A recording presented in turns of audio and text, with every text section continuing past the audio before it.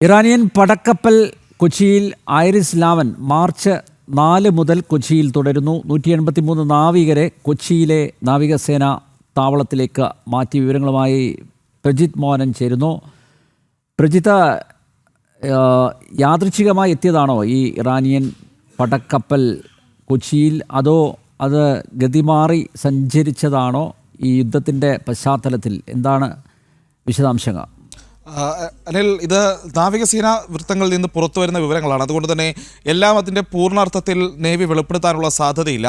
എന്തായാലും നമ്മൾ ആദ്യമായി മനസ്സിലാക്കുന്നത് ഇറാൻ്റെ അഭ്യർത്ഥന പ്രകാരമാണ് ഈ കൊച്ചിയിൽ IRIS ലെവാന് ഡോക്ക് ചെയ്യാനുള്ള അവസരം ഇന്ത്യ നൽകിയത് എന്നുള്ളതാണ് മനസ്സിലാക്കുന്നത്. അങ്ങനെ ഈ യുദ്ധസമയത്ത് ഇറാനിയൻ സർക്കാരിൻ്റെ ഒരു ആവശ്യം, ഒരു അഭ്യർത്ഥന ഭാരത ഗവൺമെൻറ് അംഗീകരിച്ചിരിക്കുന്നു, അതിന് തയ്യാറായിരിക്കുന്നു എന്നുള്ളതാണ് വളരെ പ്രത്യേകതയുള്ളൊരു കാര്യമായി കാണേണ്ടത്.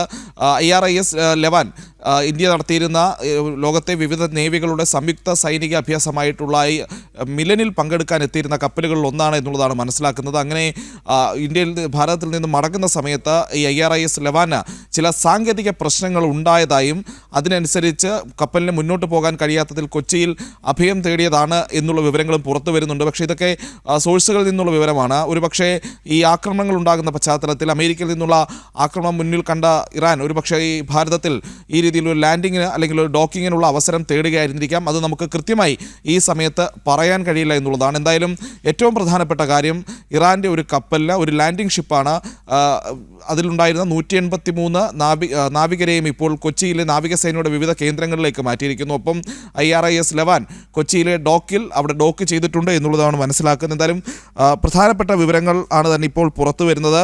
ഈ ഏറ്റവും ഒടുവിൽ അറിയാൻ കഴിയുന്നത് ഫെബ്രുവരി 28-നാണ് ഇങ്ങനൊരു ആവശ്യം IRIS ലെവാനെ അവിടെ ഒരു അക്കോമഡേറ്റ് ചെയ്യണമെന്നുള്ള ആവശ്യമായി ഇറാൻ സമീപിക്കുന്നത് എന്നുള്ളതാണ് സർക്കാർ വൃത്തങ്ങളിൽ നിന്ന് ഈ ഘട്ടത്തിൽ പുറത്തു വരുന്ന വിവരം. ഈ ഇൻ്റർനാഷണൽ ഫ്ലീറ്റ് റിവ്യൂവിൻ്റെ ഭാഗമായി മിലൻ അഭ്യാസത്തിൻ്റെ ഭാഗമായി തന്നെയാണ് ഈ കപ്പലുകൾ എത്തിയത് എന്നുള്ളതും മനസ്സിലാക്കുന്നുണ്ട്.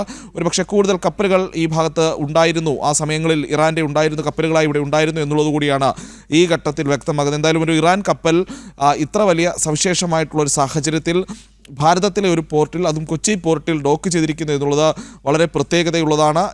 നമ്മൾ മനസ്സിലാക്കേണ്ടത് IRIS ഡീന അമേരിക്കൻ ടോർപിഡോകൾ തകർത്തതും ശ്രീലങ്കയ്ക്ക് അടുത്ത് വെച്ചാണ്. അവിടെ നിന്നും വളരെ അടുത്ത് തന്നെയാണ് കൊച്ചി തുറമുഖം എന്നുള്ളത് കൂടി നമ്മൾ കാണേണ്ടിയിരിക്കുന്നു. അപ്പോൾ സ്വാഭാവികമായും ഇത്ര പ്രധാനപ്പെട്ട ഒരു സമയത്ത് ഇത്തരത്തിലുള്ളൊരു കപ്പലും അതിലെ 183 ജീവനുകൾക്കും ഭാരതം അഭയം നൽകിയിരിക്കുന്നു എന്ന് തന്നെ പറയാവുന്ന സാഹചര്യമാണ്.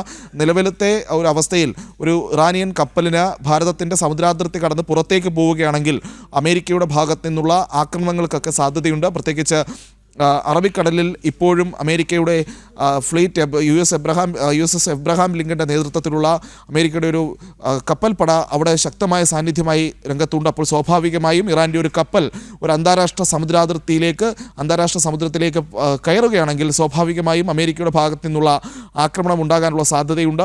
അപ്പോൾ ഈ പറയുന്ന IRIS ലെവാൻ അത്തരമൊരു ആക്രമണം നേരിടാൻ ശേഷിയുള്ള ടൈപ്പ് ഒരു ഡിസ്ട്രോയറോ അല്ലെങ്കിൽ ആ തരത്തിൽപ്പെടുന്ന ക്ലാസ്സിൽപ്പെടുന്ന ഷിപ്പുകളൊന്നുമല്ല. അപ്പോൾ സ്വാഭാവികമായും ഒരു ലാൻഡിംഗ് ഷിപ്പ് മാത്രമാണത്.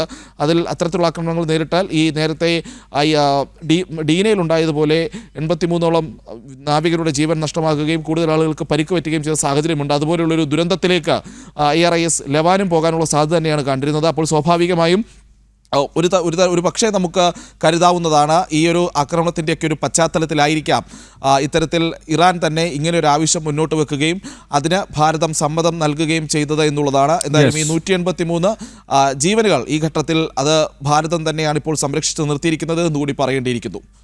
അനിൽ, ഇറാനിയൻ പടക്കപ്പൽ കൊച്ചിയിൽ ഐറിസ് 11 മാർച്ച് 4 മുതൽ കൊച്ചി തുടരുന്നു.